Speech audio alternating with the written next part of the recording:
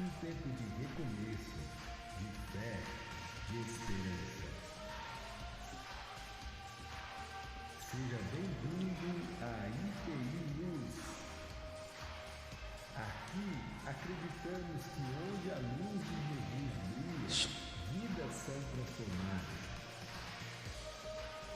Nossa missão é glorificar a Deus em tudo, amar e servir ao próximo com dedicação, formar discípulos de Jesus e incluir cada pessoa na família da fé. Nossos valores: acolhimento, cura, relacionamento. Hoje você faz parte dessa história. Prepare-se. Vamos começar. 5, 4, 3, 2, 1. Bom dia, Luz. Vamos ficar de pé, louvar e adorar o nome do nosso Senhor Jesus.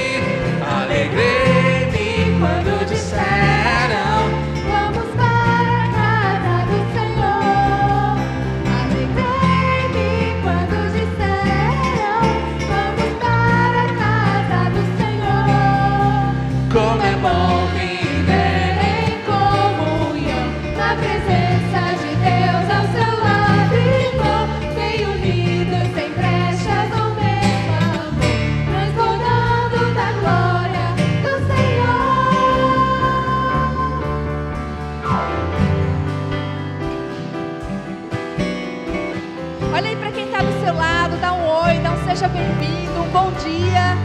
Convida esse irmão que está do seu lado, que vamos adorar o Senhor juntos.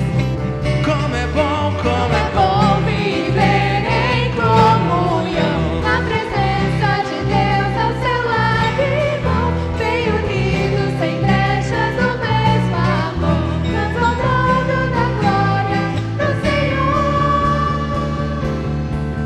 Alegrei-me quando disseram: vamos para a casa do Senhor.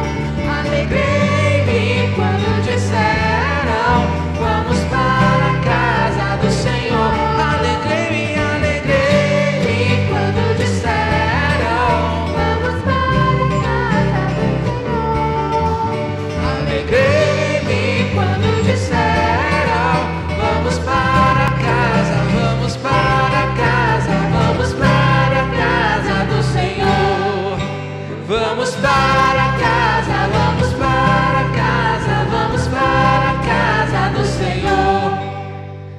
Vamos para casa, vamos para casa, vamos para a casa do Senhor.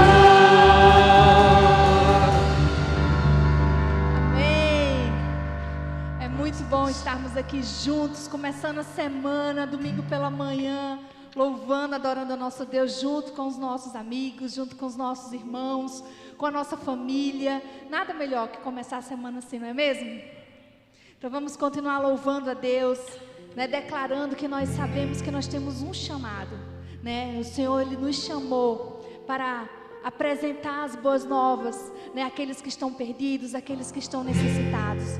Quantos que estão à nossa volta todos os dias, precisando saber dessas boas novas? O Senhor tem nos colocado em lugares, tem nos colocado em convívio com pessoas, para que nós possamos falar, né, resplandecer essa luz e falar desse amor de Jesus para essas pessoas. Amém?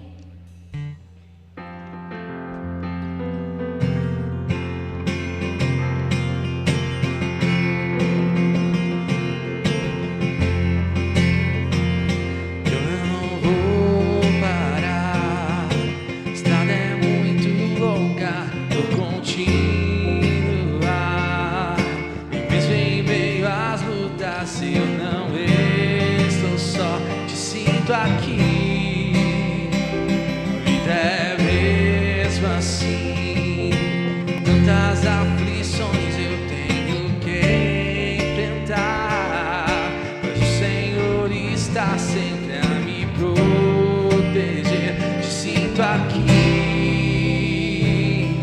Quando o vento sopra contra mim, os problemas tentam me abater, eu me lembro me enviou.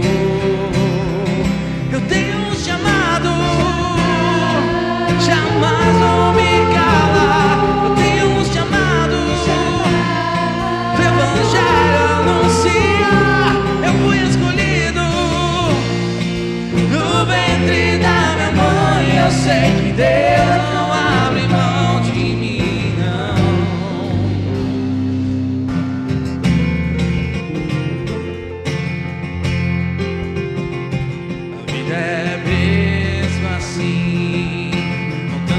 Aflições eu tenho que enfrentar, pois o Senhor está sempre a me proteger. Te sinto aqui quando o vento sopra contra mim, os problemas tentam me abater, eu me lembro grande eu sou, me enviou. Eu tenho um chamado, jamais vou me calar. Eu tenho um chamado, do Evangelho anunciar. Eu fui escolhido do ventre da minha mãe. Eu sei que Deus não abre mão de mim, não. Há muito pra fazer, não há mais tempo pra olhar pra trás. Tenho um chamado, jamais vou me calar. Eu tenho um chamado, do Evangelho anunciar. Eu fui escolhido no ventre da minha mãe. Eu sei que Deus não abre mão de mim, não. Eu tenho um chamado, jamais vou me calar.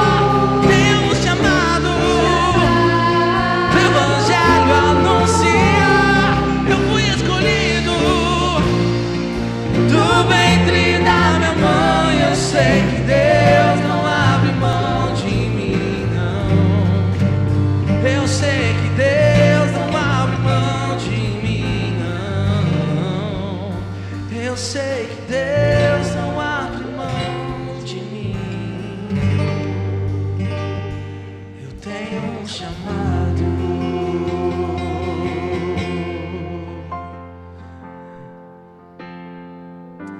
O Senhor tem nos chamado para fazer a diferença. Gostaríamos de cantar agora, de declarar. Na verdade, essa música é uma declaração de bênção, né? Que nós estaremos falando neste momento e declarando que o Senhor Ele nos abençoe, que o Senhor abençoe a nossa família, que o Senhor abençoe a nossa casa, que o Senhor abençoe a nossa vida.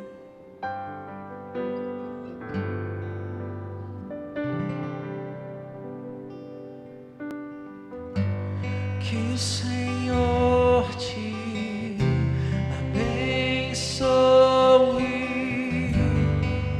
e faça brilhar seu rosto em ti e conceda sua graça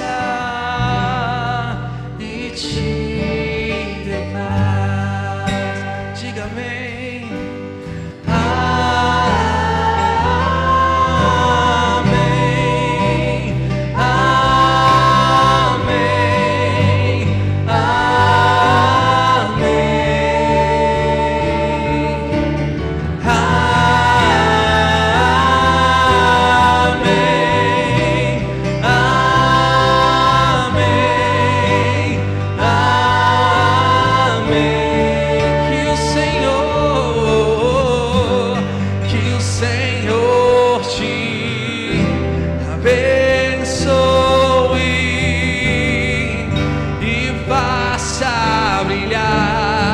Seu rosto em ti e conceda sua graça, só Ele pode, e te dê paz. Diga amém.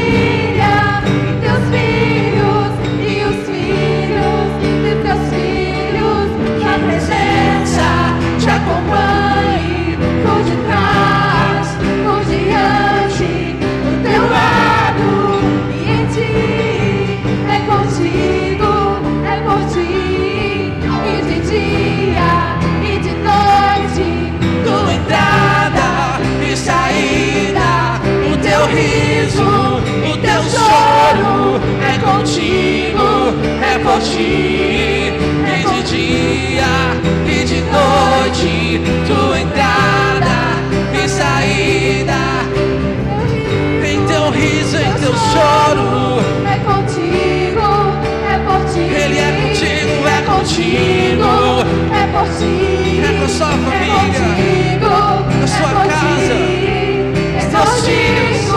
É contigo, é contigo, é por ti.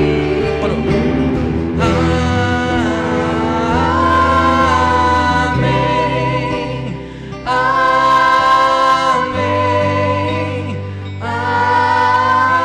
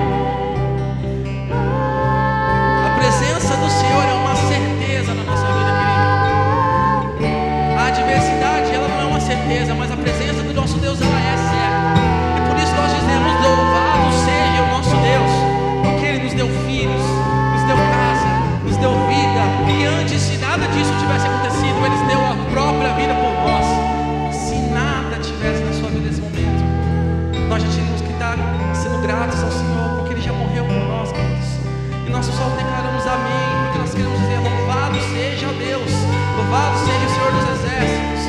Mas ainda mais, por um amor tão grandioso, tão generoso, Ele nos oferta coisas que nós nem imaginávamos e nem esperávamos. Ele nos dá filhos, nos dá bênçãos, porque Ele quer e ama a sua casa. Então quero te convidar mais uma vez, só as vozes, dizer que a bênção se derrame até 1000 gerações, tua família e teus filhos e os filhos dos teus filhos, sua presença te acompanhe por detrás, por diante, do teu lado e em ti, é contigo, é por ti. E de dia e de noite, tua entrada e saída, em teu riso, em teu choro, é contigo, é por ti. É contigo, é contigo, é por ti, é contigo, é por ti, é contigo, é por ti.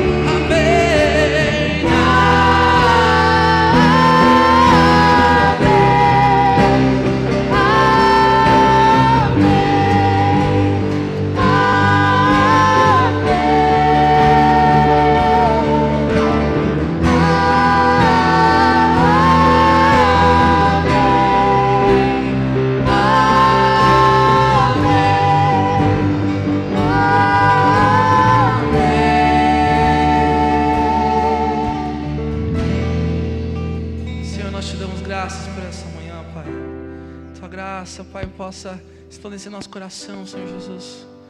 Nós somos gratos por teu amor e pela tua fidelidade. Só podemos nos render diante do Senhor com o nosso coração em adoração, Senhor. Tu és santo, Pai, tu és maravilhoso, Senhor. Diante da tua presença, nós queremos cada vez mais entender o ousado amor que vem de ti, Pai. Oh, Senhor Jesus. Oh.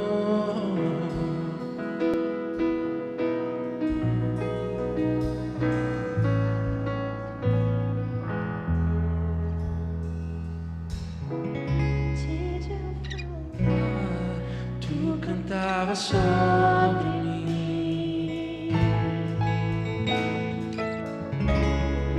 tu tens sido tão, tão bom pra mim.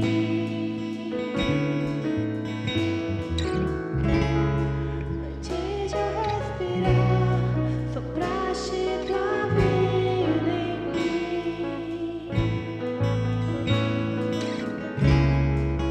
Tu tens sido tão, tão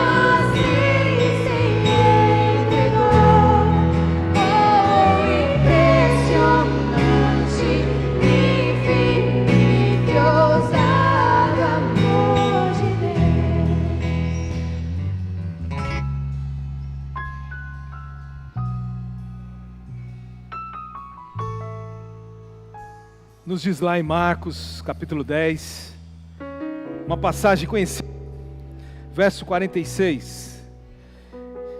E foram para Jericó, Jesus e seus discípulos.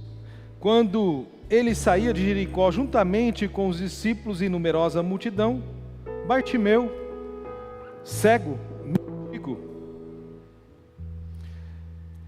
estava sentado à beira do caminho.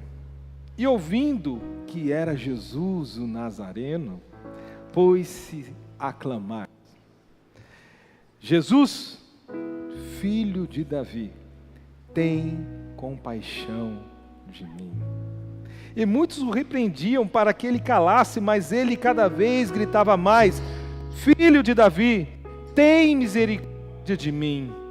Parou Jesus e disse: Chamaram então o cego, dizendo-lhe: Tem bom ânimo, levanta-te, ele te chama.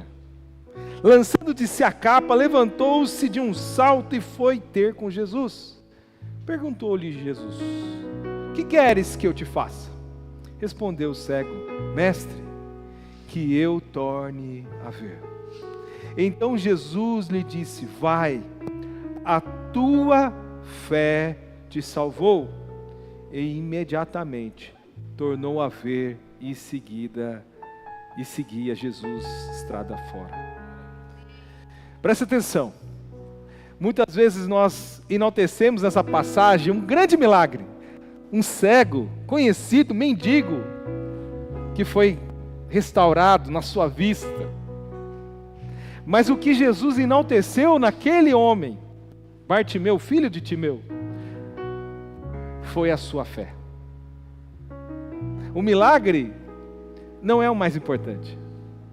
O milagre só foi consequência de uma fé sincera. E qual foi essa fé? Como Jesus sabia que aquele homem tinha uma fé? Porque ele clamava. Ele clamava como ninguém clamava, como ninguém clamou. Ele disse: Jesus, filho de Davi. Ele estava dizendo, aquele mendigo estava dizendo: eu creio que tu és o Cristo, o enviado de Deus, aquele que o Antigo Testamento dizia que viria da raiz de Davi. Em poucas palavras, ele estava afirmando a fé baseada na palavra. Ele tinha plena certeza que Jesus era o escolhido e enviado de Deus. E é na sua fé. Quantas pessoas mandaram ele calar a boca, ficar quieto, não incomodar. Ele não parou para ouvir o que os outros falavam, e ele insistia, ele clamava mais alto, e ele ali afirmava a sua fé, ao ponto de Jesus ouvir, e Jesus atender aquele. Jesus está presente aqui. E a minha pergunta é: qual é a fé? Como é a sua fé no seu coração? Você crê que Jesus é o verdadeiro Salvador? Ele é o poderoso enviado de Deus que pode fazer o impossível sobre a sua vida, sobre a sua casa, sobre o seu lar, sobre os seus problemas, sobre as suas dificuldades, especialmente te dando um futuro que não acaba nesse mundo, mas vai durar para todo sempre na eternidade. Você crê? Então nós vamos orar agora. Eu quero convidar você aí a manifestar a sua fé onde você está. Talvez num símbolo você pode pôr até a mão no seu coração, levantar as mãos, não importa. O que mais importa é o que você vai expressar diante de Deus. Agora eu quero colocar o seu pedido, a sua necessidade. Coloque aí junto comigo agora em oração. Seja pessoal, seja para a sua vida, seja uma cura física, emocional, espiritual, seja alguém que você agora quer representar. Clame agora. Como aquele cego mendigo à beira do caminho clamava e clamava alto. Eu quero convidar você agora a clamar. Porque quando você solta a sua fé, você se expressa com mais intensidade, com mais profundidade. Então agora aí no seu lugar, clama, coloca a sua vida. Abre a sua boca e começa a dizer: Senhor, olha para a minha casa, olha para o meu filho, olha para o meu casamento, olha para a minha empresa, olha para a minha dificuldade, olha para a minha necessidade. Olha para aquilo que eu preciso, Senhor, o Senhor conhece. Me cura, me transforma. Faz essa oração. Senhor, ouve a oração do teu povo aqui reunidos. Tu sabes, ó Pai, a cada vida, cada história, cada dificuldade, cada luta. O Senhor sabe o que eles passam todos os dias. O Senhor sabe o que está afligindo o coração. O Senhor sabe, ó Pai, o que tem roubado muitas vezes a noite de sono. O medo do futuro, de como vai ser. Talvez uma mãe que clama por um filho que está ali se perdendo. Ó Senhor Deus, conhece os corações agora, ouve as orações, ó Pai, o clamor da Tua igreja aqui reunida, porque nós estamos clamando a Ti, Jesus, Filho de Davi.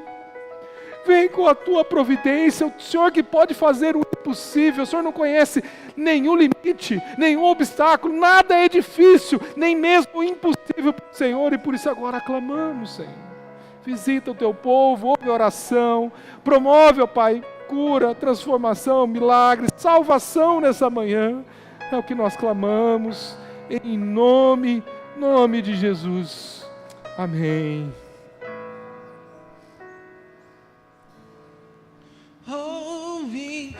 Impressionante, infinito, ousado amor de Deus, oh, que deixa as 99 só pra me encontrar. Não posso comprá-lo, nem merecê-lo, mesmo assim se entregou.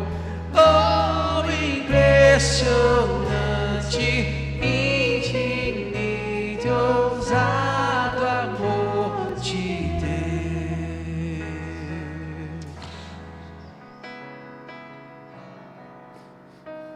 Louvado seja o nome do Senhor. Igreja. Pode sentar um minuto, vamos passar os nossos avisos.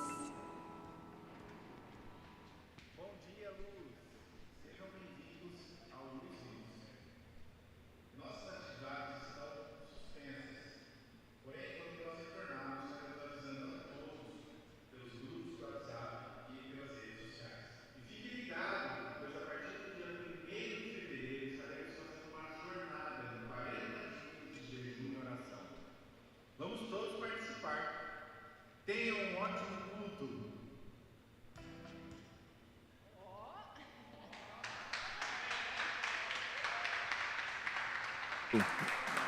O nosso artista merece palmas mesmo, né? Logo, logo vai ser você que está aí sentado, tá? Espera que a Morane vai te pegar aí. Só quero reforçar, no dia 1º de fevereiro a gente vai começar a campanha de jejum e oração. Vai ser um momento profundo de consagração. Consagrarmos as nossas vidas, a vida da nossa igreja, nesse início de ano. E nós vamos ter o propósito de orar e se consagrar como parte da igreja. A igreja é formada por nós. A igreja não é espaço físico, são pessoas.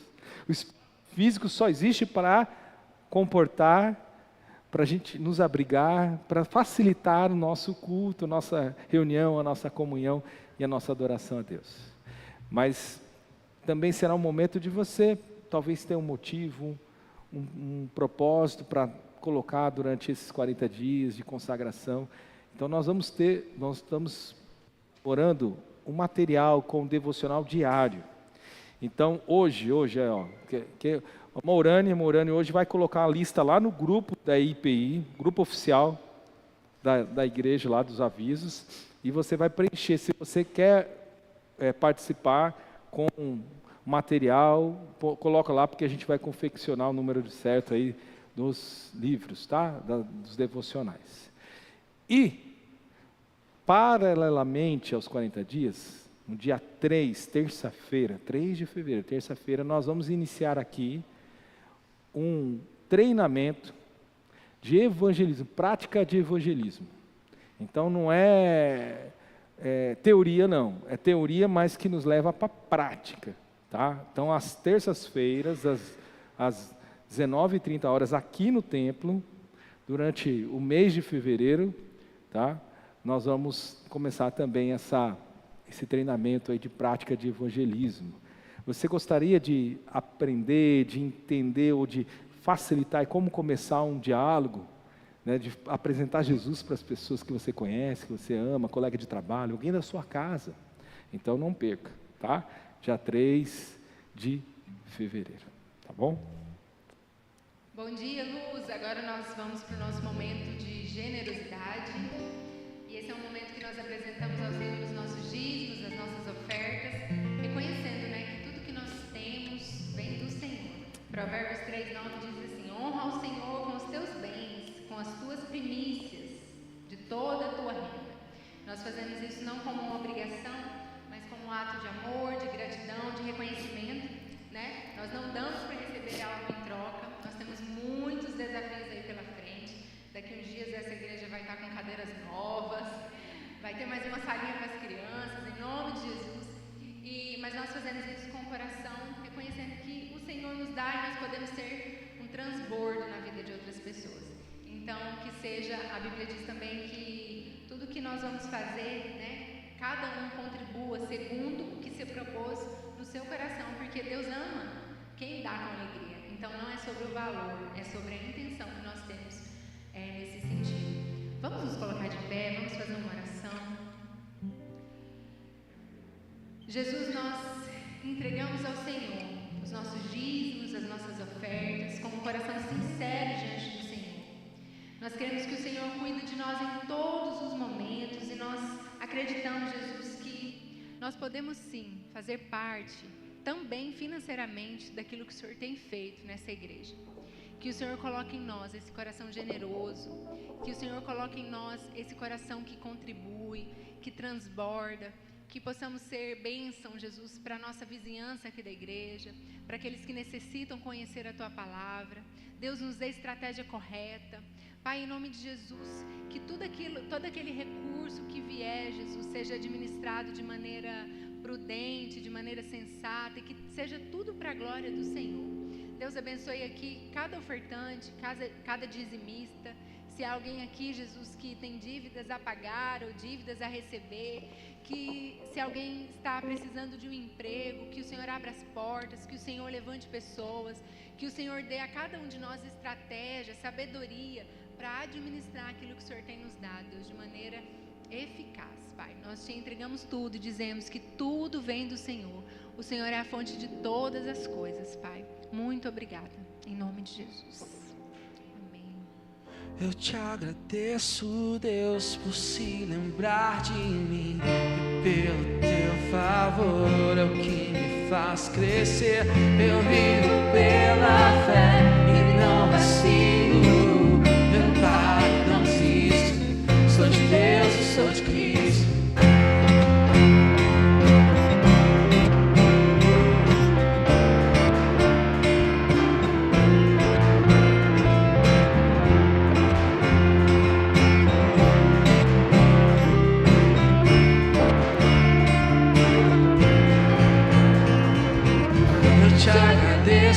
Deus, por se lembrar de mim, e pelo teu favor é o que me faz crescer. Eu vivo pela fé e não vacilo. Eu não paro, eu não desisto. Eu sou de Deus, eu sou de Cristo. Você mudou a minha história E fez o que ninguém podia imaginar. Você acreditou, isso é tudo.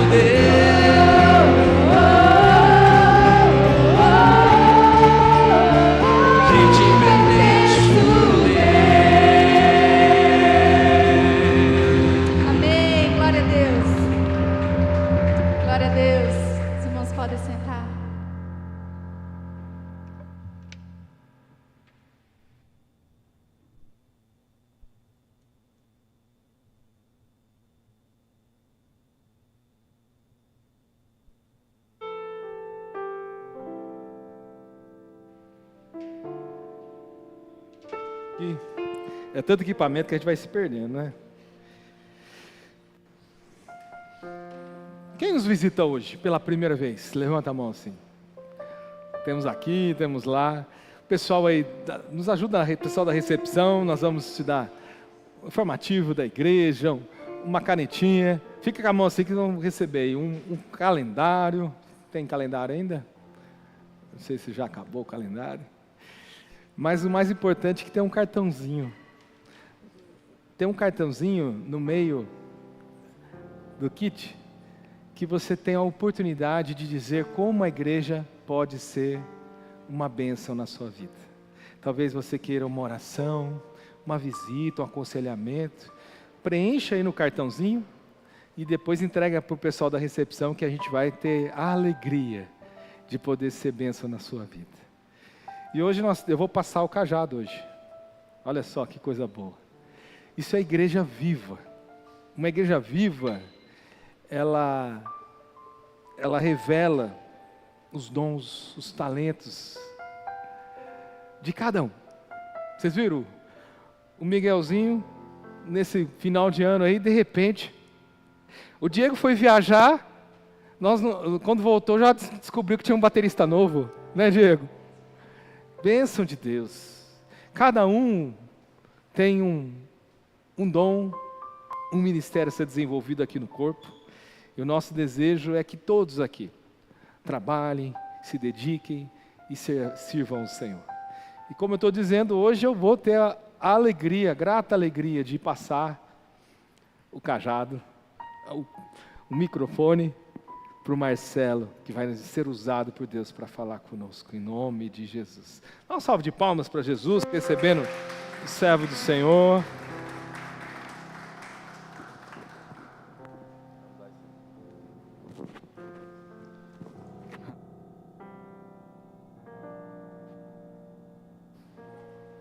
Som. Ei, agora eu me senti importante, hein? Microfone do pastor, meu Deus.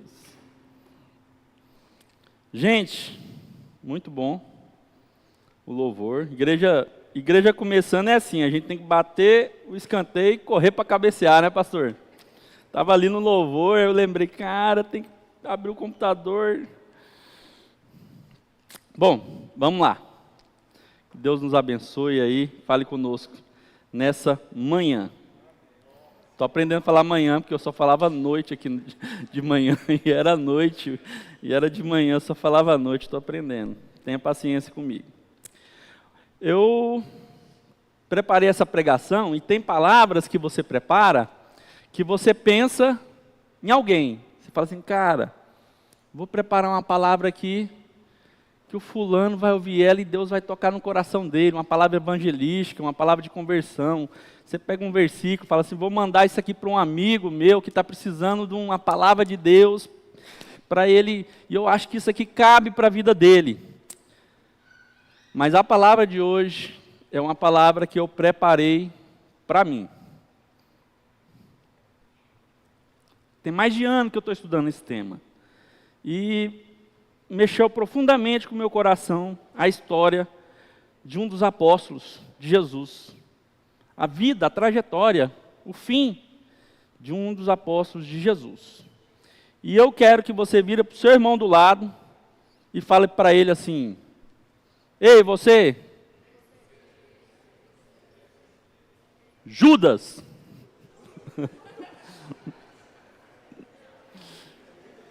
Fala com convicção, meu irmão. Está com medo de chamar seu irmão de Judas por quê? Fala assim, ô, seu Judas.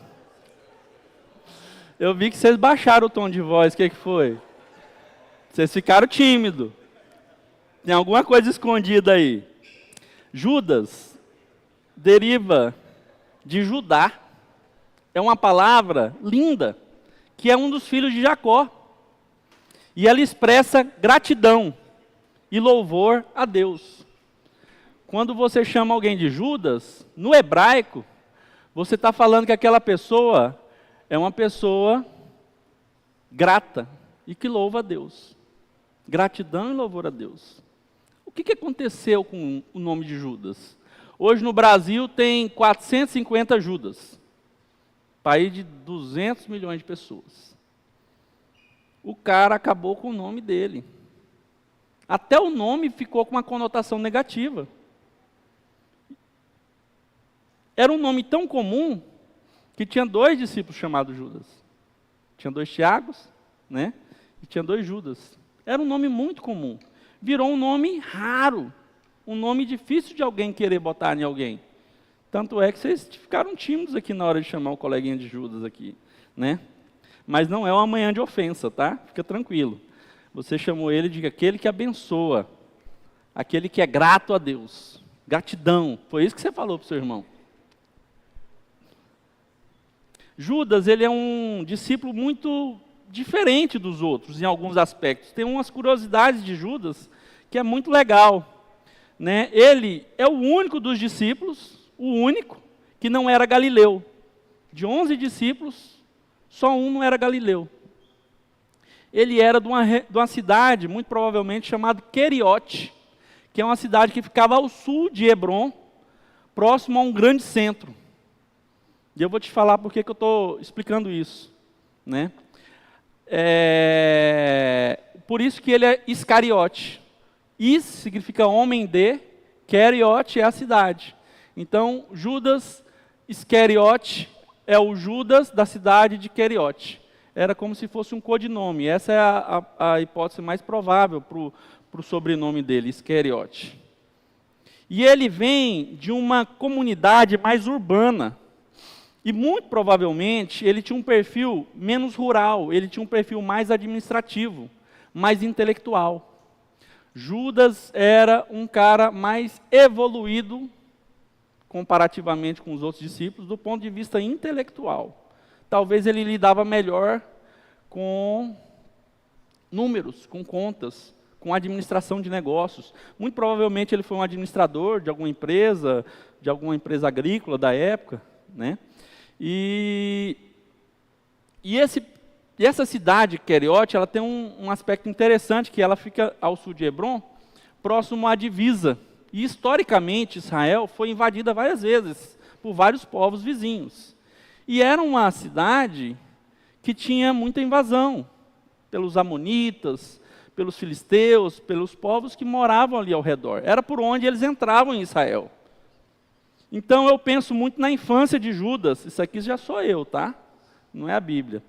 Judas numa cidade onde historicamente tinha muita invasão. Então era um povo historicamente muito guerreiro.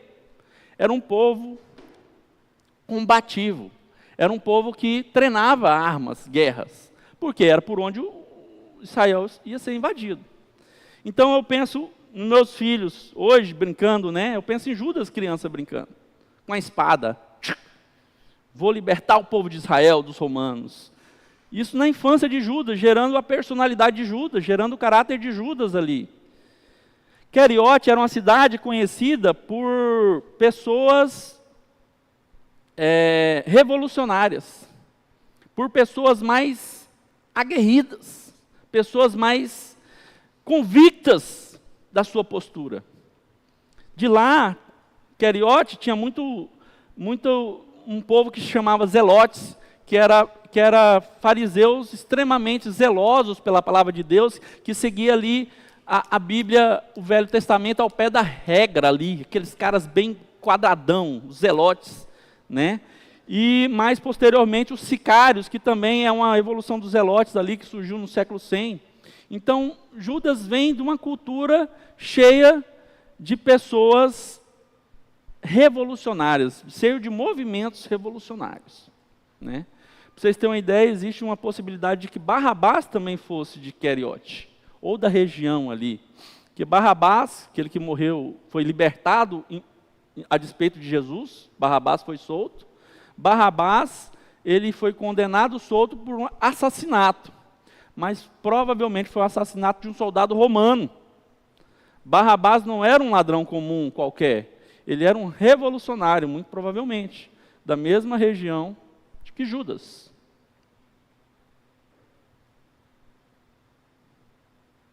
Então pensa, Judas, vou libertar o povo de Israel dos romanos, né?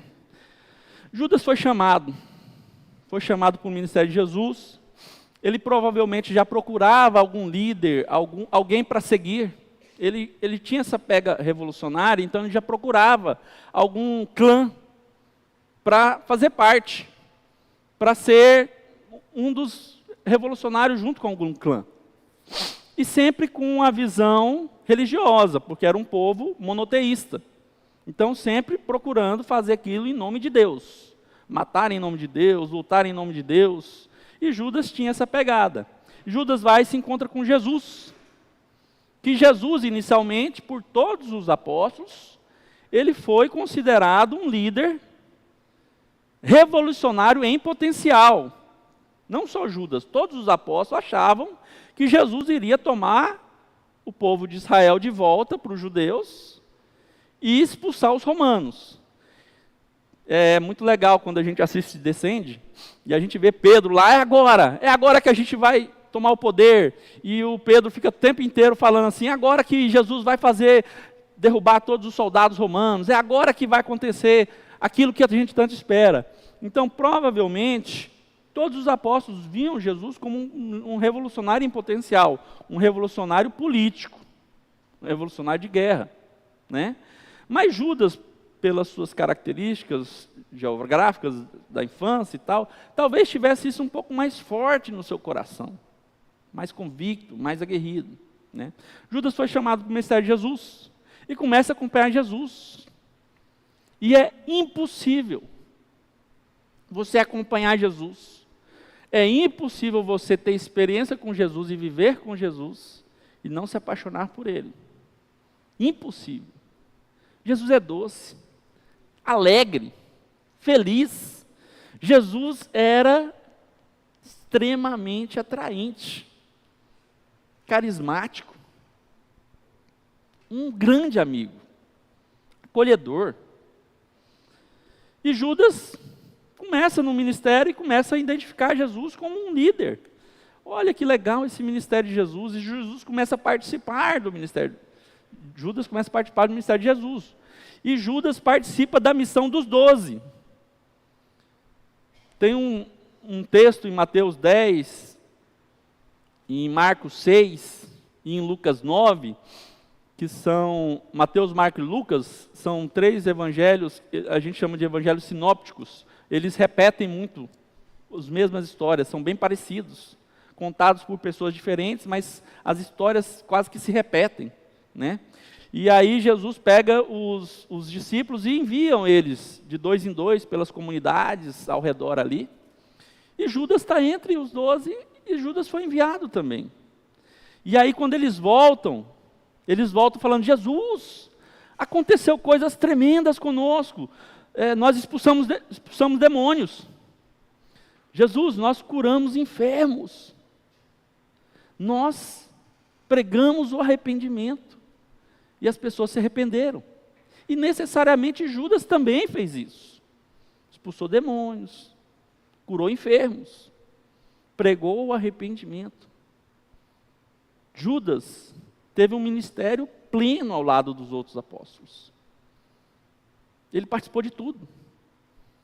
Não só como um coadjuvante, mas como alguém central entre os apóstolos. E eu vou tentar explicar isso para vocês com alguns versículos bíblicos, que a Bíblia nos deixa algumas dicas sobre quem era Judas antes da traição, quem era Judas no meio dos apóstolos, né? Em João 13, de 23 a 26, eu acho que a gente poderia ler, tá?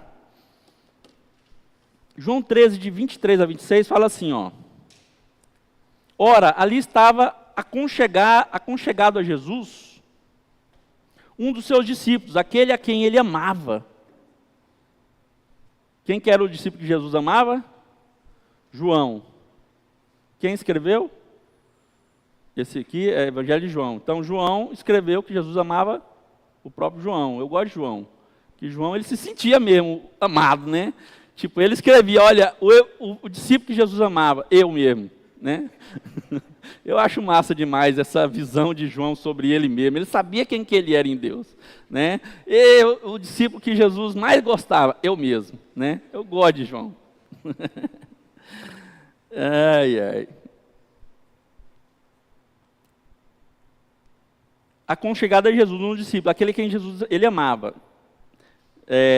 A esse fez sinal Pedro. Pedro fez um sinal para João. Um sinal dizendo, pergunta a ele de quem ele está falando. Porque antes disso, só para contextualizar vocês, isso aqui já é a Santa Ceia. É a noite anterior à traição de Judas. Já está no final da carreira, Jesus já está ali alertando os discípulos que ele vai morrer. E aí Jesus fala na mesa, olha, um de vocês é o traidor. Um de vocês vão me trair.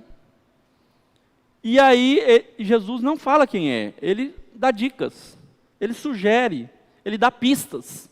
E aí Judas pega e fala assim, Pedro pega e fala assim, pergunta para ele. Ou seja, Pedro estava longe na mesa. Pensa numa mesa com 12 pessoas, mais Jesus, 13. Pedro longe. João do ladinho de Jesus. E aí Rodrigo Silva fala um negócio bem interessante, né? Que o mestre tinha muitos discípulos. E ele normalmente colocava aqueles mais próximos perto dele. E os menos legais, os menos chegados, ia ficando mais distante. Porque uma mesa não cabe todo mundo junto. Uma mesa é distribuído. Então João, que era o discípulo que Jesus amava, estava encostado em Jesus. E Pedro lá de longe, que Pedro era o chatão, né? Pedro era o cara que não lava meu pé, não, lava meu corpo, não lava meu corpo. Aí Jesus falou, senta longe. Né? Você não quer que eu lave você direito? Fica de longe. Né? Mas Judas, isso aí sou eu, tá? Então Pedro faz sinal. Por que Pedro faz sinal? Porque ele está de longe. Senão ele falava sussurrando. Ele fez sinal. Pergunta para Jesus quem que é o que vai trair ele. E aí, João pergunta, mestre, quem de nós é o traidor? E aí Jesus fala assim, aquele que eu der um pão molhado aqui, vou molhar um pão aqui, esse é o traidor. Ou seja, para Jesus molhar um pão e dar para alguém, ele tinha que estar onde? Do lado. Tinha João o preferido, o mais amado de todos, mas Judas estava ao lado. Pedro lá longe, Judas ao lado. Uma pista, né, de como Judas era relevante dentro do ministério apostólico de Jesus. Né? Além desse momento, em Mateus 26, 23 e Marcos 14, 20, Jesus começa a falar a mesma coisa, né? Olha, eu vou ser traído, só que agora é o evangelho sinóptico, não é um pouquinho diferente de João. João é um evangelho um pouco diferente dos outros. E aí Jesus fala assim, olha, eu vou ser traído. Aí João pergunta, dá uma dica, Jesus, dá uma dica, quem de nós é o traidor? Dá uma dica. Né? Ou seja, Jesus falou, eu vou ser traído por um de vocês 12. Aí os discípulos, dá uma dica para nós, quem que é? E Jesus fala assim, aquele que mete comigo a mão no prato, esse me trairá. Aquele que mete comigo a mão no prato, esse me trairá. Só que no mesmo texto subsequente, não tem em nenhum momento Judas metendo a mão no prato. Tem Jesus molhando o pão e dando na mão de Judas, que é no evangelho de João.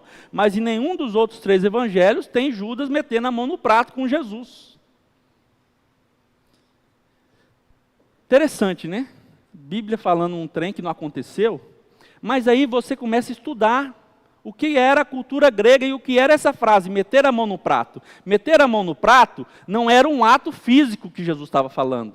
Meter a mão no prato, Jesus está usando um termo que quer dizer que é alguém íntimo de vocês, alguém muito próximo de mim. Meter a mão no prato no século I, no ano de Jesus, significava, igual falar assim, ó, o Denis é uma pessoa que eu convivo muito, eu meto a mão no prato com o Denis. Entendeu? O Denis, o Atílio, o Rodrigão, eu meto a mão no prato com eles. Ou seja, não é literal. Quando Jesus fala assim, é alguém que eu meto a mão no prato com ele. Jesus está falando, é alguém da minha intimidade. Dentre vocês, é alguém que eu meto a mão no prato. Entenderam o que é? Ficou claro, né? Mais uma dica de que Judas não era um discípulo que estava no submundo dos discípulos ali. Judas não estava numa posição marginal entre os discípulos. Ele estava num lugar de honra entre os discípulos. Honra tamanha que ele tinha uma intelectualidade tão superior que os outros, que ele foi escolhido como tesoureiro do grupo, a despeito de Mateus, que era publicano. Publicano era o quê? Era um cobrador de impostos, era um judeu contratado pelo povo romano para cobrar impostos dos judeus. Então os publicanos eram considerados judeus traidores, porque eles cobravam impostos dos próprios judeus para outros romanos. Mateus era um homem da matemática, era um cobrador de impostos, tinha que fazer cálculo. Olha, você tem tantos dias de imposto para pagar, não sei o quê, papapá. Mas Judas foi escolhido como tesoureiro do grupo, a despeito de Mateus, o que mostra uma alta habilidade administrativa e intelectual de Judas. Essas duas dicas que eu dei sobre a proximidade de Judas com Jesus é reforçado em Salmos 41:9. Salmos, ele é também um livro profético. Ele não é só um livro de cânticos e louvores, é um livro profético. Vários momentos de Salmos, existe profecia sobre a presença de Jesus na terra. E Salmos foi escrito 1000 anos antes de Jesus. Jesus não existia ainda, só no céu, na terra não. E Salmos já falava sobre Jesus. E em Salmos 41:9, fala assim, ó: até o meu amigo íntimo, em quem eu confiava, que comia do meu pão, levantou contra mim o calcanhar. É um versículo profético, está falando de Jesus em Salmos. Meu amigo íntimo. Judas, dos discípulos, ele era um dos mais íntimos, em quem Jesus confiava. Jesus também amava Judas. Judas amava Jesus, mas Jesus amava Judas com um amor incondicional. Um amor que não se abala nem pelo que Judas queria fazer. Jesus sabia que Judas queria traí-lo. Jesus sabia que Judas estava decepcionado, não com ele, não com a personalidade de Jesus, não com o caráter de Jesus. Judas estava decepcionado com o chamado que Jesus tinha proposto para ele. Porque ele nasceu para ser um revolucionário, um líder humano, político. Ele foi criado, ele surgiu, ele brincou de guerrear contra os romanos. E aí Jesus vem com um reino que não está nem aí para dinheiro, um reino que não está nem aí para poder, um reino que se preocupa com pessoas. E Jesus apresenta um reino que salva, que cura, que batiza, que multiplica pão, que está preocupado com a viúva, que está preocupado com o pobrezinho. Judas se apaixona por Jesus, mas Judas não consegue assumir que aquilo ia ser o resto da vida dele, um chamado tão pequeno. Ele queria poder, ele queria algo grande. Jesus sabia disso, Jesus conhecia o coração de Judas. E Jesus começa a advertir Judas. Jesus advertiu Judas repetidamente antes da última ceia, em João 6, versículo 70 e 71. Jesus advertiu Judas durante a última ceia, em Mateus 26, Marcos 14, Lucas 22, João 13. Várias vezes Jesus advertiu Judas. E existe uma coisa que eu amo em Jesus. Jesus advertiu Judas sem expô-lo, sem humilhá-lo. Nenhum dos discípulos conseguiram entender que Jesus estava advertindo Judas. Ele simplesmente conseguiu tocar em Judas, e expor Judas, para o próprio Judas, sem dar pista para os outros que Judas era o traidor. João 13, 28 e 29. E nenhum dos que estavam assentados à mesa compreendeu. A que propósito de dizer era isso? Quando Jesus falou, partiu o pão, entregou o pão para Judas, molhou o pão, e falou assim, o que você tiver que fazer, faça logo. Nenhum dos discípulos perceberam que Judas era o traidor. E nenhum dos que estavam sentados à mesa compreendeu a que propósito lhe dissera isso. Porque como Judas tinha a bolsa, pensavam alguns que Jesus tinha dito, compra o que nos é necessário para a festa e de alguma forma, alguma coisa para os pobres.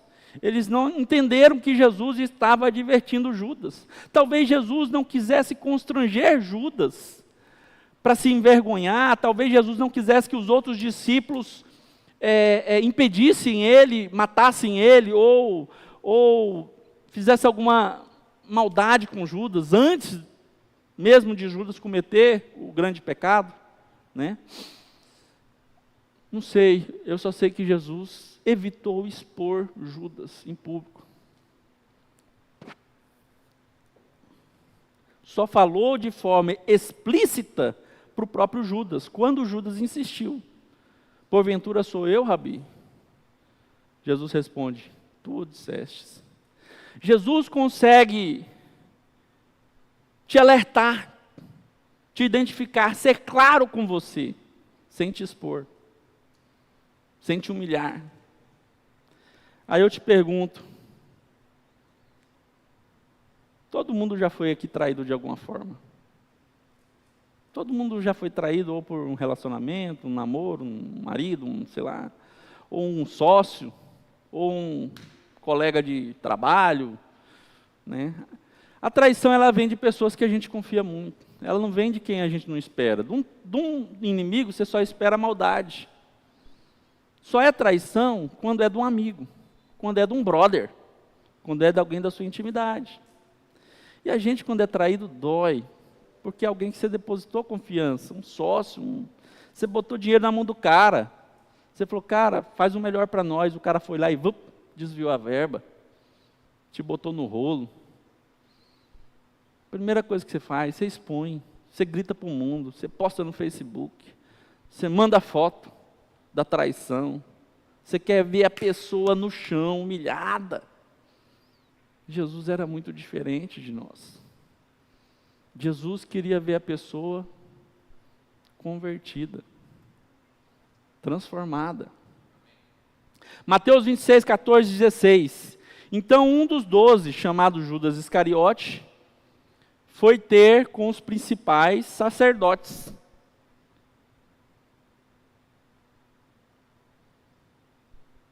E disse, que quereis me dar?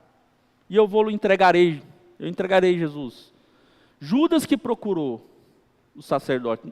Ele não foi tentado, olha, eu te dou dinheiro, me arruma aí o cara, dá um nome para mim do cara, onde que ele vai estar? Não, Judas procurou os sacerdotes da época e falou, o que eu ganho? O que eu vou ganhar se eu entregar ele para vocês? Estou querendo pular fora desse negócio aí. Eu quero é poder, eu quero é grana, eu quero ser grande. O que eu ganho? Aí os sacerdotes eles combinaram 30 moedas de prata. 30 moedas de prata, para você ter uma ideia, é 10% do valor do vaso que aquela mulher quebrou para lavar os pés de Jesus, enxugar com a cabeça. Lembra? Está em Mateus, um capítulo antes. Né? A mulher, o vaso custava 300 moedas de prata. Judas trocou Jesus por 30, 10%.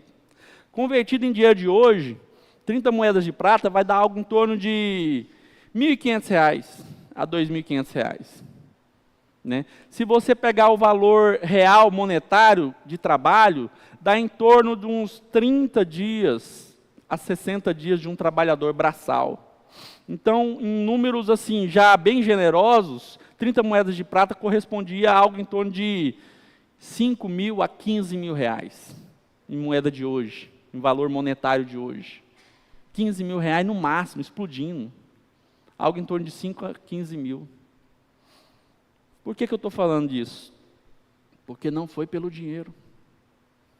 O dinheiro foi a desculpa. Ele já ia sair, ele já ia abandonar. E aí, já que eu estou saindo, pelo menos eu saio com alguma coisa. É melhor do que sair com a mão banando. Me dá qualquer coisa aí. Ah, beleza, te dou 30 moedas. Quer? Quero. Tá bom, para mim tá bom. Foi mais ou menos assim.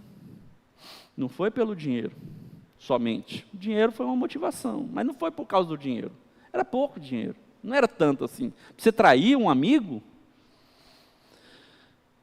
Mateus 26, 47 e 50. E logo aproximando-se de Jesus, Isso aí já na noite da traição. Judas vai e beija Jesus. Salve, mestre! Cumprimenta Jesus e beija Jesus. Era o sinal de identificação. Quem o beijar é o mestre. Aí Judas vai e beija Jesus. E Jesus, porém, lhes disse. Ele sabia que era um beijo de traição. Amigo, a que viestes? Esse a que viestes não era porque Jesus não sabia o que ele estava fazendo. Esse a que viestes era tipo quando você tem um filho lá e o filho faz uma bagunça e você pega ele pela orelha, puxa assim, mostra a bagunça para ele e fala assim, o que você fez aí? Não era a falta de ciência de Jesus sobre o que ele foi fazer. Jesus estava mostrando para Judas, fazendo Judas refletir, amigo, olha o que você está fazendo, presta atenção. O que você veio fazer, cara? Jesus ainda estava alertando Judas, depois de ser traído, chamando ele de amigo, dando a referência do que Jesus era para ele, do que ele era para Jesus. Nós somos amigos. Você está me traindo, mas nós somos amigos.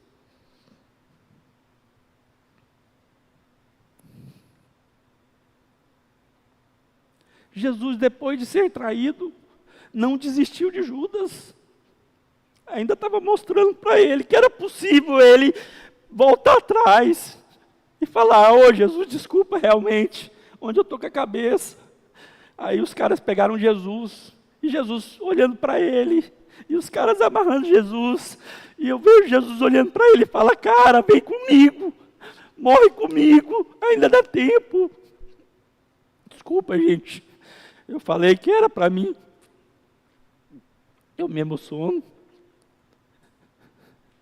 Já está traído, você já fez, eu já vou morrer mesmo. Então vem junto. Ainda dá tempo de você ser um Marte e ir para a glória. Eu não estou desistindo de você. Você já me traiu mesmo, eu já vou morrer, já está feito. Vem comigo. Olha aí o que você está fazendo, eu sou seu amigo. Confessa seu pecado e morre comigo. Amigo, a que viestes, então avançando eles, lançaram a mão de Jesus e o prenderam. Judas não se decepcionou com a pessoa de Jesus, ele se decepcionou com o chamado que Jesus havia proposto para ele. Mas aí, em Mateus 27, 3 a 5, então Judas se arrependeu. E a palavra bíblica em português é Mateus 27, 3. Mateus 27, versículo 3 a 5. Então Judas se arrependeu. Judas se arrependeu, falou, meu Deus, o que eu fiz? Entreguei Jesus e agora eles vão matar Jesus. Talvez Judas pensou, eu entrego Jesus, eles vão lá, prendem ele, dá uma chibatada, solta ele, ele continua o ministério, eu vou para a minha vida. Talvez Judas não soubesse da gravidade das suas atitudes. Talvez Judas não tivesse noção de que isso ia levar à morte de Jesus. Talvez Judas só pensou, olha, eu vou só vazar, e aí eles prendem Jesus e Jesus continua com os outros aí. Mas aí, Judas não só se arrepende emocionalmente, desculpa, Judas se arrepende com atitudes. Ele pega as 30 moedas de prata e vai de volta aos fariseus.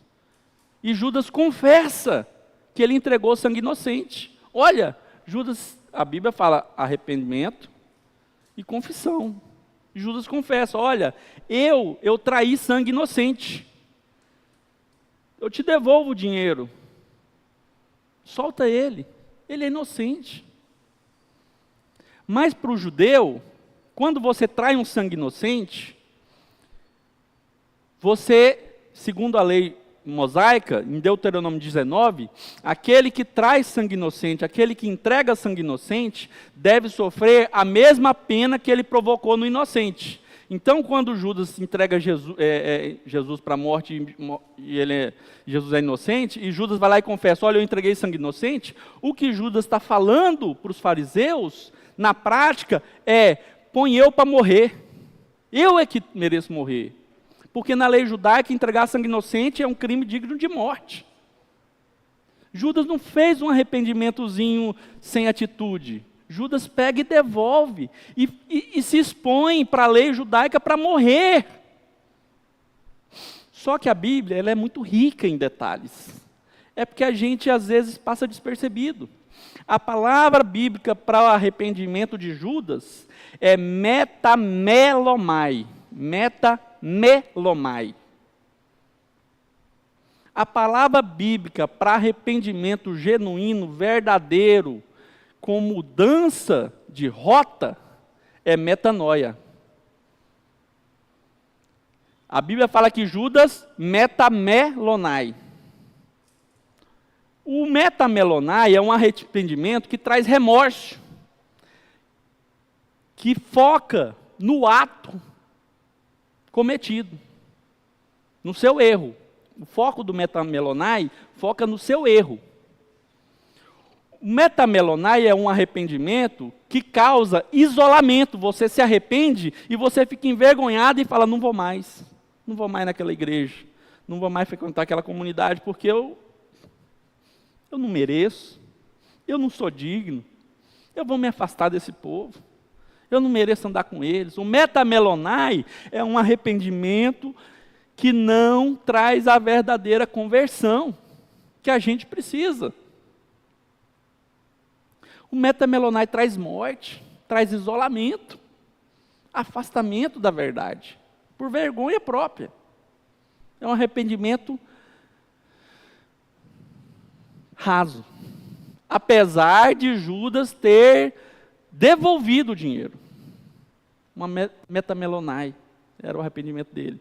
Metanoia, que é o arrependimento bíblico, genuíno, verdadeiro, que é o que Pedro fez quando ele se arrependeu de negar Jesus. O metanoia é o arrependimento com foco em Deus, com foco na pessoa que pode te curar. O metanoia é o arrependimento que te faz retornar ao caminho, que te faz mudar a rota do erro, que traz restauração.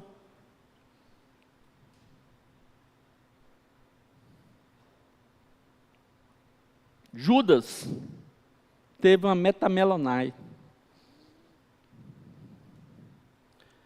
um constrangimento na alma, uma dor. Quem de vocês já se sentiu como Judas?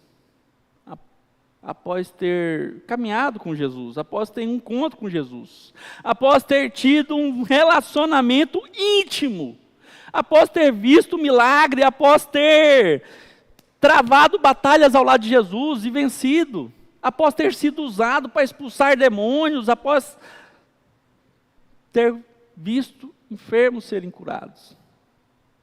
Quem de vocês, não precisa levantar a mão, deixa que só eu me exponho aqui. A minha mão está levantada porque isso já aconteceu comigo. Crente, filho de Deus, não sai da igreja. E aí você se vê cometendo traições a Jesus, tão rasas, tão bobas. E você se vê traindo Jesus, trocando Jesus por moedas tão pouco valiosas. E aí você se vê expondo Jesus à morte novamente, por causa de coisas tão pequenas. Mas você ama Jesus. Você ama o caráter de Jesus. Você sabe que Jesus é tudo que você precisa. É só um desejo que você não controla, é só uma fraqueza, é só uma impulsão, uma busca por um preenchimento rápido, transitório. E aí você acaba de cometer aquela traição, aquele ato, aquela atitude. E aí você fala assim, meu Deus, para que eu faço isso? Eu já caminho com Jesus, eu já estou com Jesus, eu já estou aqui, eu já tive experiência. Eu já subi montanhas. Eu já venci obstáculos, já venci desafios. E agora eu estou aqui traindo Jesus por 30 moedas de prata. Vem um arrependimento, um remorso, e você fala, meu Deus, Jesus, o que eu fiz? Existe um Judas contra quem nós temos que lutar, que está o tempo inteiro te trazendo um remorso raso, superficial, que não te muda de direção, que só te traz constrangimento e arrependimento. Eu sei que tem algumas denominações que pregam um Deus que se você pecar você está no inferno, porque não tem mais retorno, não tem mais volta. Você não pode mais ser salvo, ou voltar ao caminho, ou voltar à rota. Mas Jesus não era assim. Jesus não é assim. Nem conosco, não foi com Judas, não é conosco. Jesus está sempre de braços abertos.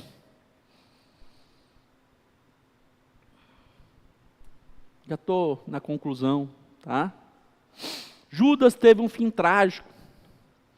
Não porque faltou conhecimento da palavra. Não porque faltou experiências profundas, transcendentais. Ele viu pão se multiplicar. Ele viu paralíticos andarem. Judas viu mortos ressuscitarem. Não faltou conhecimento sobre Deus. Dentre os apóstolos, ele talvez fosse um dos mais íntimos de Jesus. Judas teve um fim trágico, não porque faltou o perdão de Jesus. Não faltou. Jesus estava pronto para perdoar Judas. Jesus tentou salvá-lo até o último momento.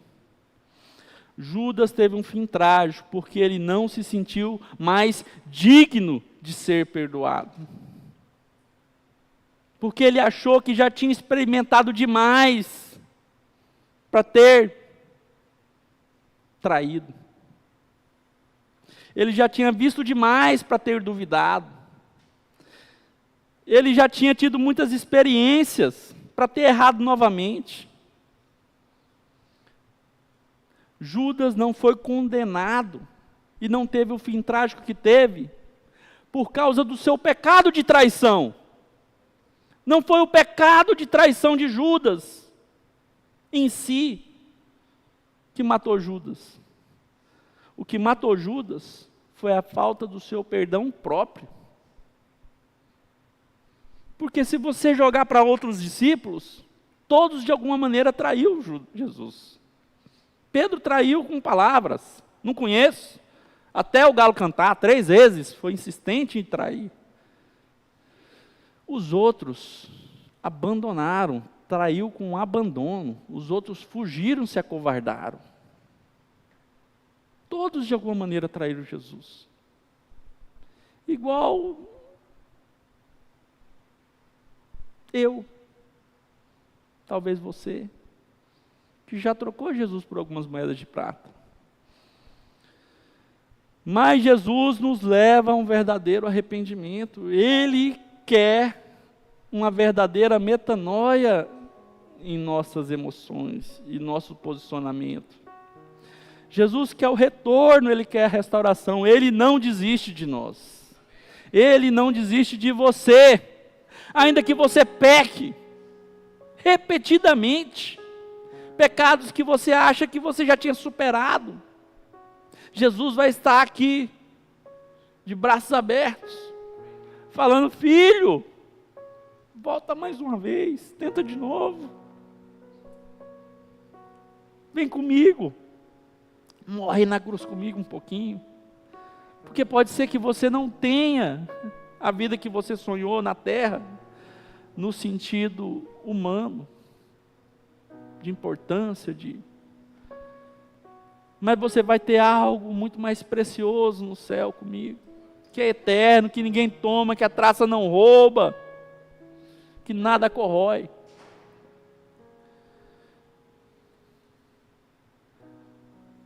Não é sobre Judas a história que eu quero contar hoje para você. Não é sobre Judas essa pregação. A gente falou Judas, não é sobre Judas. é sobre nós, sobre você, sobre mim. Essa palavra de hoje é só um exemplo do que acontece conosco todos os dias. Existe um Judas em nós, que nós precisamos levar ele para morrer na cruz com Jesus, mesmo depois de nós termos traído com um beijo. Existe um Judas em nós, que nós precisamos transformar o seu arrependimento em uma metanoia. Existe um Judas em nós. Eu comecei falando que essa palavra era para mim, por isso eu me emociono. Mas eu queria que você também fechasse seus olhos, levantasse, ficasse de pé. Nós vamos cantar um louvor, o Léo vai cantar. E que nesse louvor, que durante esse louvor, que você peça para Deus o verdadeiro arrependimento que você precisa para mudar de rota. O verdadeiro arrependimento que você precisa para deixar o seu mau caminho. Não porque se você cometer de novo esse pecado, Jesus vai fechar a porta atrás de você. Ele não fecha. É porque Ele não quer que você chegue num lugar onde você vai pensar que você não é mais digno de ser recebido aqui. É que Ele não quer que você chegue num lugar onde você vai desistir de você. Onde você mesmo vai falar assim, eu não presto, é melhor que eu morra. É por isso. Feche seus olhos. Peça para Jesus a verdadeira metanoia que vem do alto, que só Ele pode fazer. Você pode falar assim, mas eu não tenho força, Jesus. Eu não consigo me livrar desse caráter pecaminoso. Eu não dou conta de mim mesmo, Jesus. Eu tento, eu erro. É porque você está tentando com as suas próprias forças. É porque você ainda está lutando com as suas armas, mas as armas da nossa milícia não são carnais, mas são espirituais, poderosas em Deus, para destruir fortalezas, anulando sofismas e levando todo pensamento cativo à obediência a Cristo. Essa é a arma de Deus, essa é a luta que nós temos que lutar. Essa é a verdadeira luta que você tem que vencer. Sabe qual é? É falar, Jesus, eu não dou conta, luta por mim. Jesus, eu não dou conta de vencer, luta por mim, eu não dou conta de vencer esse vício, eu não dou conta de vencer as drogas, a pornografia. Jesus, eu não dou conta de vencer o meu amor ao dinheiro, o meu amor ao poder, eu não dou conta de vencer a mim mesmo. Me ajuda, Jesus, me ajuda. O pastor Denis vir fazer essa oração por nós. Cantar. Eu me deparei com aquele mestre escrevendo, com o dedo no chão, ouvindo os fariseus ali falar que a lei de Moisés me condenava por meus erros, mas nenhuma pedra Ele pegou pra me apedrejar. Eu só tinha os meus pecados pra lhe oferecer, mas mesmo assim me amou, mas mesmo assim me amou. Com uma frase atire a pedra quem nunca pecou. Ele me perdoou, Ele me perdoou. Sua irresistível graça me alcançou. Quem é esse que era sem pecado e não me condenou?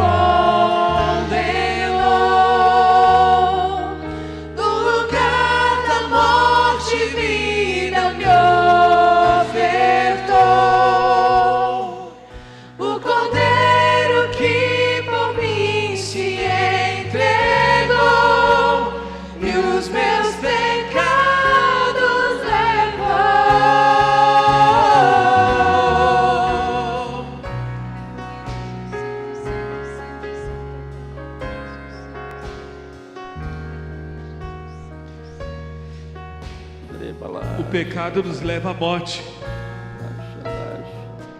A falta de arrependimento,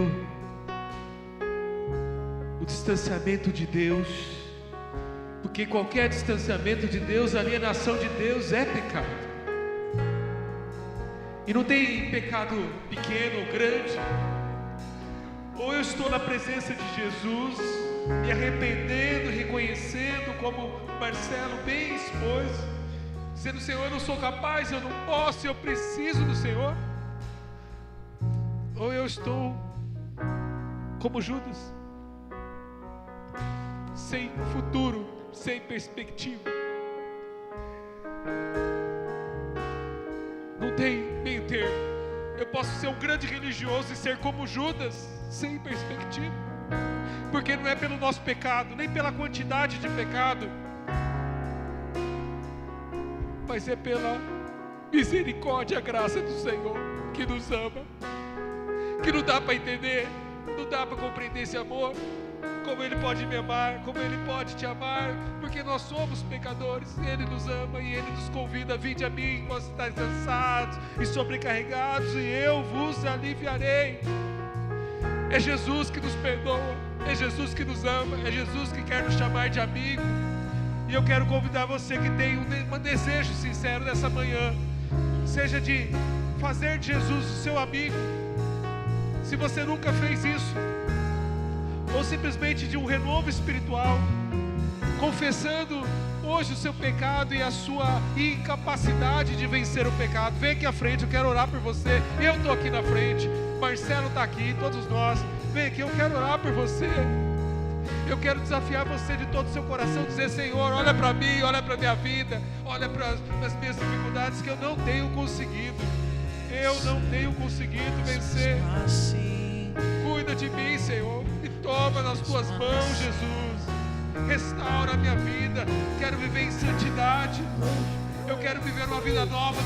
Eu quero metanoia, conversão, arrependimento sincero. Tem mais gente para vir para frente, eu sei. Tem muito renovo aqui. Essa palavra Deus trouxe através do servo, porque tem muita vida para ser restaurada, transformada. É uma manhã marcante que o Espírito Santo preparou para fazer da sua vida uma obra maravilhosa. Não perca a oportunidade de dizer: vem aqui à frente, é um ato de fé, dizendo: olha aqui a minha vida, Jesus. Olha aqui, toma a minha vida, Jesus. Eu preciso de Ti, Jesus. Não é para você pensar em ninguém agora. Ninguém está do seu lado, na frente, atrás. É só você e Jesus. Eu estou aqui para orar. Nós estamos aqui para abençoar a sua vida, em nome de Jesus. Mas alguém quer vir à frente? Venha. Quem está aí sentado, estenda a sua mão de bênção sobre os que estão aqui na frente. Senhor, nós te louvamos, ó Pai, porque o seu amor, imensurável amor, nos alcança, nos aceita assim como somos pecadores.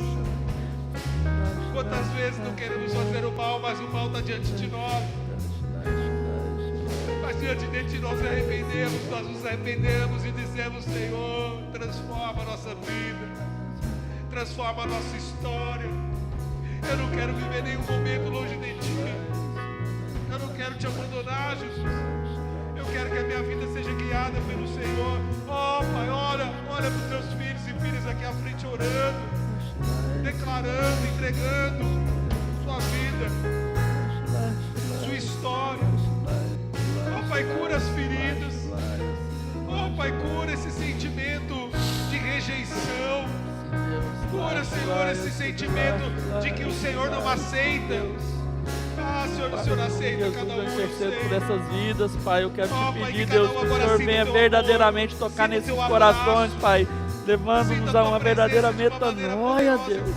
Uma mudança de rota genuína, verdadeira, Pai. Em nome de Jesus, Deus, eu quero te pedir, Pai, toca nessas vidas, meu Deus, que eles possam sair daqui, Pai, transformados. De que o Senhor está fazendo uma boa obra, uma grande obra, e o Senhor é fiel para completar essa obra, em nome de Jesus. Em nome de Jesus.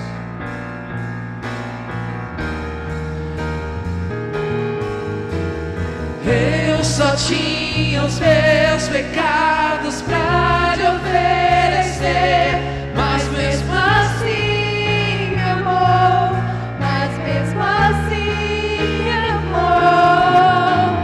Com uma frase atire a pedra quem nunca pecou. Ele me perdoou, ele me perdoou. Sua irresistível graça me alcançou. Quem é esse que era sem pecado e não me condenou? No lugar da morte e vida me ofertou. O Cordeiro que por mim se entregou e os meus pecados levou. Quem é esse que era sem pecado e não me condenou? No lugar da morte e vida me ofertou. O Cordeiro que por mim se entregou e os meus pecados levou. Eu não te troco por nada. Não há espaço pra mais nada. Todo vazio que havia em mim hoje é sua morada. A minha alma buscava e nada me completava. Tua presença é o que faltava em mim. Minha vida foi transformada. Eu não te troco por nada. Não há espaço pra mais nada. Todo vazio que havia em mim hoje é sua morada. A minha alma buscava e nada me completava. Tua presença é o que faltava em mim. Minha vida foi transformada. Minha vida foi transformada. Minha vida foi transformada.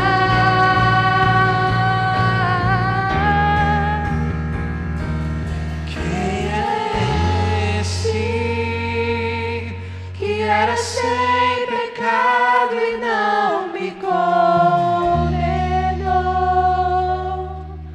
No lugar da morte e vida me ofertou.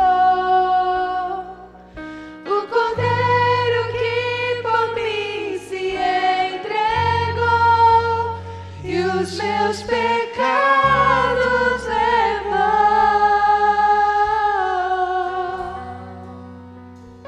Antes de você sentar, dá um abraço quem está do seu lado. Quem está aí sentado pode dar um abraço abençoador. Nós já vamos encerrar. Eu conto com você, você conta comigo, e assim nós caminhamos juntos na graça do Senhor.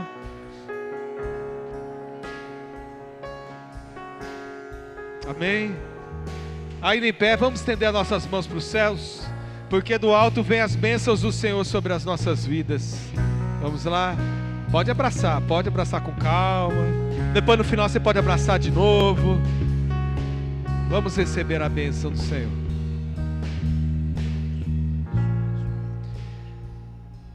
Senhor, obrigado por esse banquete espiritual, porque a Tua presença é real, porque o Teu Espírito Santo tem feito uma obra maravilhosa nas nossas vidas. E agora rogamos, Senhor Deus, nos despede em segurança, não para acabar o culto, porque o culto nunca acaba e nós queremos Te cultuar lá fora, ó Pai, com as nossas atitudes, com os nossos pensamentos, com os nossos relacionamentos, com o nosso trabalho. Queremos de todas as formas continuar dizendo: Senhor, Tu és o Deus da minha vida, e dizendo ao mundo que somos do Senhor. Faz isso, ó Pai. Usa teus servos e servas para serem luz neste mundo que precisa do Senhor. Em nome de Jesus, que a graça maravilhosa do nosso Senhor e Salvador Jesus Cristo, que o amor de nosso Deus bondoso, maravilhoso e poderoso Pai, que a unção, a presença, a cura, a consolação do Santo Espírito seja sobre todos aqui presentes, sobre a Igreja de Jesus, espalhada sobre a face da terra, hoje e para todos sempre. Amém. Glória a Deus. Glória a Deus.